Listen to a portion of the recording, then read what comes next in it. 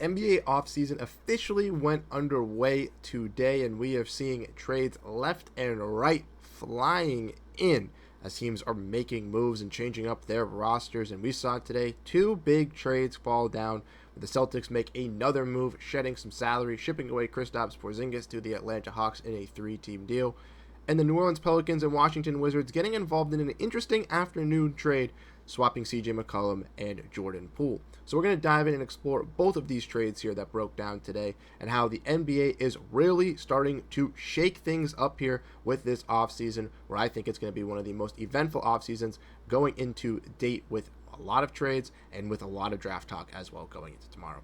So without further ado, let's dive in and let's explore these trades, going over how these teams benefited, and ultimately me giving my own ultimate response on how these trades came for both of those teams as well. So we're going to start chronologically and start talking about the trade that happened first today, which was breaking down between the Pelicans and the Washington Wizards, in which the New Orleans Pelicans traded CJ McCollum, Kelly Olynyk, and a future second-round pick to the Washington Wizards for Jordan Poole, Saddiq Bey, and the number 40th overall pick. And when you look at this, it does make sense for both sides. I know a lot of people kind of saw it as a pointless trade for the Pelicans and for the Washington Wizards, as both teams are very middling, kind of Dyer's land here, and with these contracts of CJ and Jordan Poole not being any flashing names, a lot of people were easily to be like, why did this trade even happen? But there were a lot of implications that went down for this trade, and I think really benefits both sides of the party here that were involved. We'll first start off and dive in and talk about the New Orleans Pelicans sides of things here, right?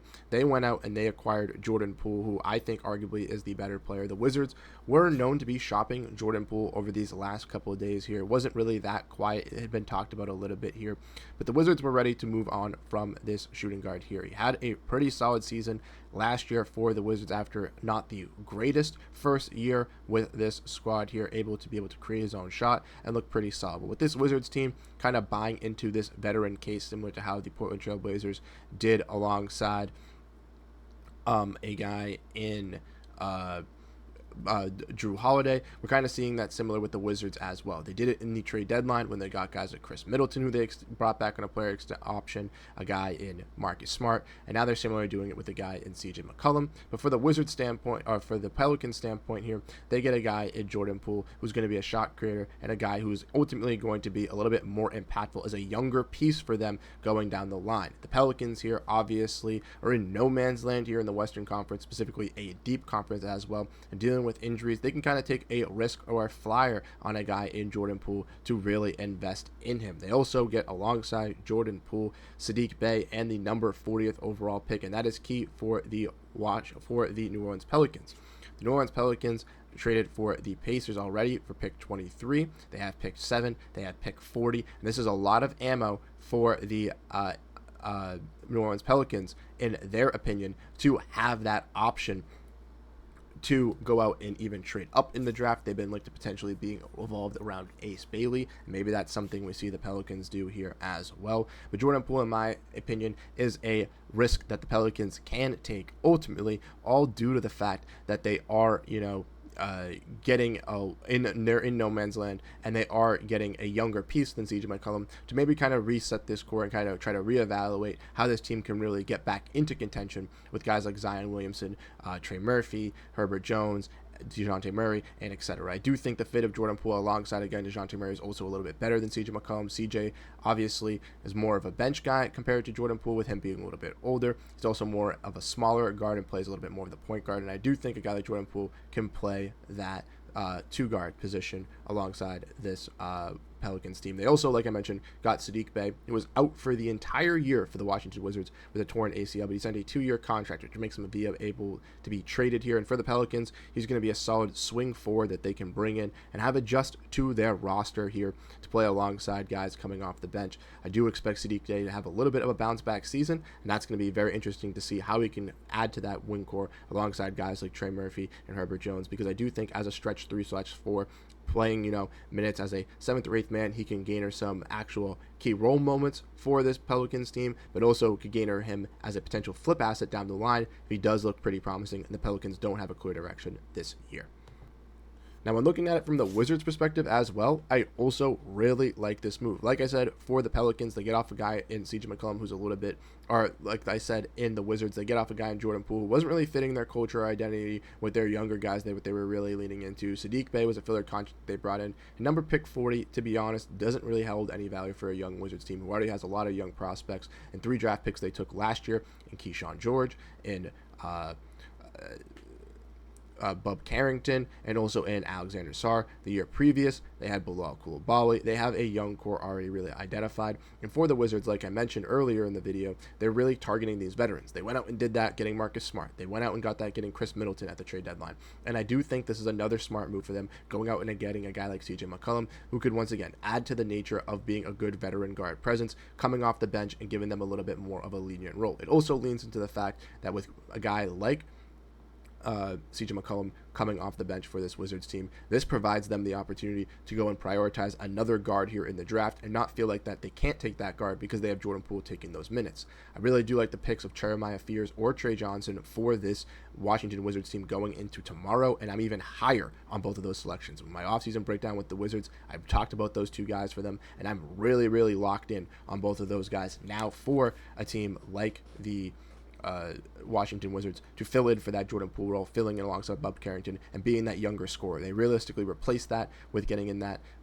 They replace Jordan Poole with a younger shot creator and scorer with a guy like Trey Johnson and Jeremiah Fears. And that's something I could really, really like for a team like the Washington Wizards, while still having a veteran point guard backup presence and a guy in CJ McCollum. Malcolm Brogdon is a free agent, so having a bench lineup of CJ McCollum and Marcus Smart as potential tradable contracts, if they even do play up to their value this offseason in this season as well, is also key for a flippable asset for the Washington Wizards.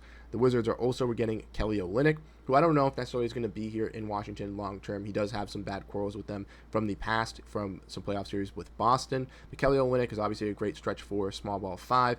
He's a solid interior rebounder, really solid three-point shooter. Played some key rotational minutes for the Pelicans and for the Raptors these past 2 seasons before he was traded for Brandon Ingram.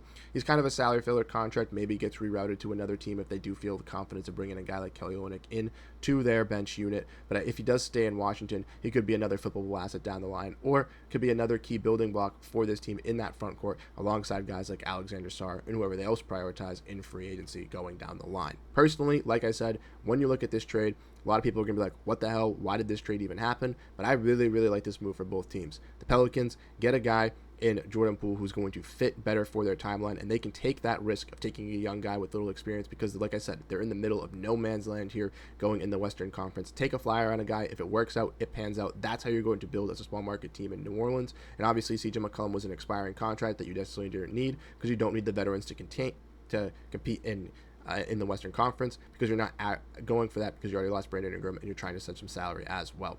Getting off a guy in Kelly Olynyk also as a salary filler makes some sense with their clogged up front court with Zion Williamson, Yves Missi, and whoever they also look to draft. And they also get a future second round.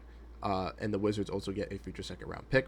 For the Washington Wizards, in here, they get a guy in CJ McCollum who's going to be a great veteran, and not only just that, him, Smart, Middleton will all be off the books, clearing the Wizards $100 million in free agency, which is absolutely going to be beautiful for the Wizards when they do look to kind of reshape this roster and go for a little bit of a retool, maybe even bring back some of these veterans going into the next season, but after that, kind of restructure their contracts and maybe bring in some key guys to build around this young core to really set them up to take a dominant leap in the Eastern Conference. I really like this move for both teams, and I think it gives an A for both of them, even though a lot of people question it.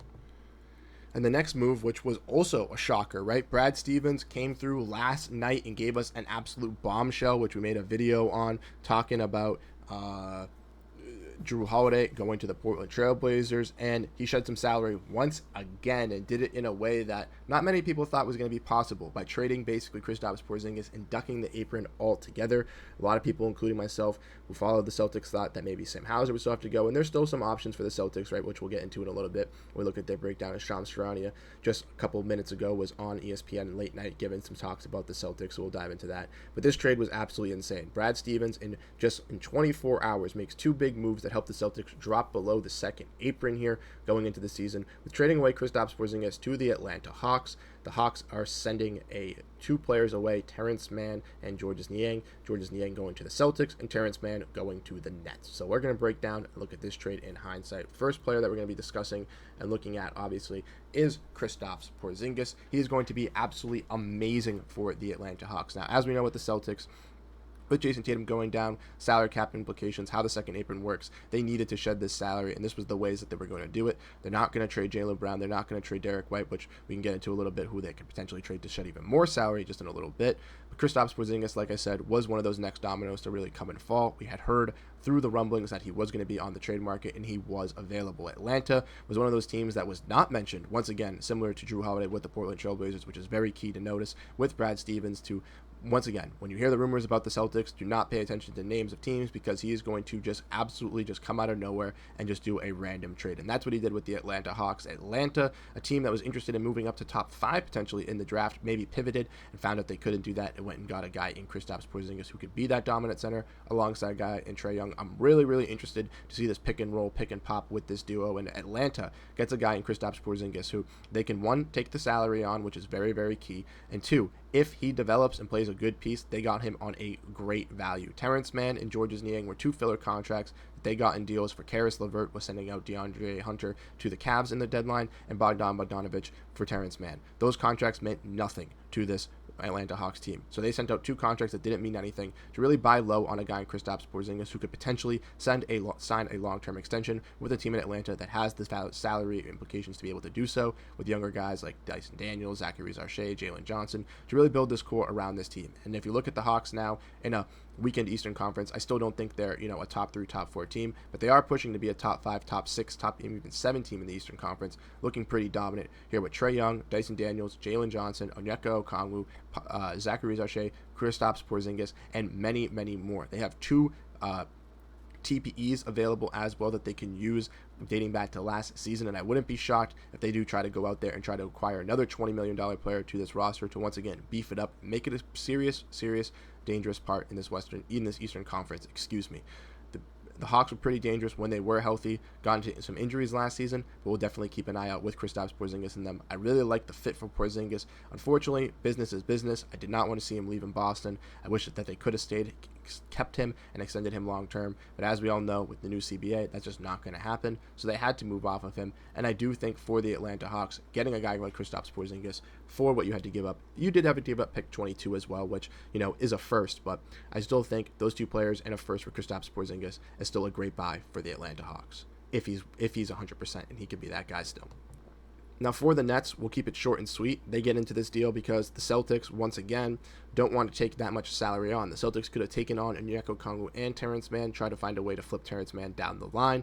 That would have once again hindered the Celtics and put them into some more salary cap issues where they only would have shed $7 or $8 million and still would have had these issues of having to shed another $7, $8, possibly even $10 million to drop below underneath the second apron. By doing this move, they're already underneath the second apron by sending Terrence Mann away, which is very, very key for the Celtics as free agents like Luke Cornett, Al Horford, and even the flexibility of making either other moves with some other contracts, which we'll get into just in a little bit, could be in play for the Celtics. But they get the Nets involved, taking on Terrence Mann, someone who was untradeable, viewed as by the Los Angeles Clippers a couple seasons ago, has been moved in the last year twice, which is kind of funny. Terrence Mann going to the Nets, just a salary filler for them. I'm sure he is going to be a young piece that they can kind of buy into. If he doesn't really pan out, he gets to stay long term in Brooklyn. If he does look pretty nice and the team does think he can be a Flyers or rotational piece for them in a playoff push, it's an easy contract to flip. The main key point for why Brooklyn got involved here is because they got pick 22 from the Atlanta Hawks. And with that being said, the Atlanta Hawks now only have one first-round pick, which is pick 13,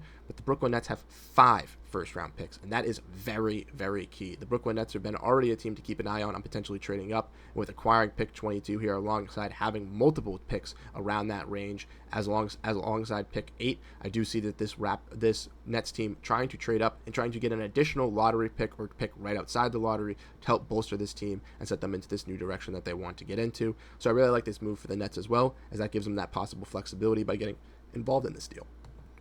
And then for the Boston Celtics, they arguably got the worst contract in return in Georges Niang, but Georges Niang has been known to be a pretty solid stretch 4 small ball 5, I guess, not the best rebounder, but can hit the open shot, someone that will fit into Joe Mazzulla's offense, a Massachusetts native as well, which is kind of cool to see. One thing with Georges Niang is he does make $8 million, and the reason why the Celtics took him over Terrence Mann is because he likes us money, and they do probably think that he's probably another trade contract that they could additionally flip compared to a guy in Terrence Mann, which I do really like. Once again, I wouldn't be shocked if now with the Celtics being underneath the second apron, now that they can aggregate salaries and stuff, having the possibility of taking a guy like Georges Niang, taking a guy like Sam Hauser, packaging them, trying to get another contract, trying to shed even more money down the line, potentially even using some other deals as well. Shams Charania, like I mentioned, was on ESPN tonight, broke some news talking about Jaylen Brown and Derek White, as teams are still calling, ringing, trying to get a deal done with one of those two parties, but it does seem like the Boston Celtics are still being reluctant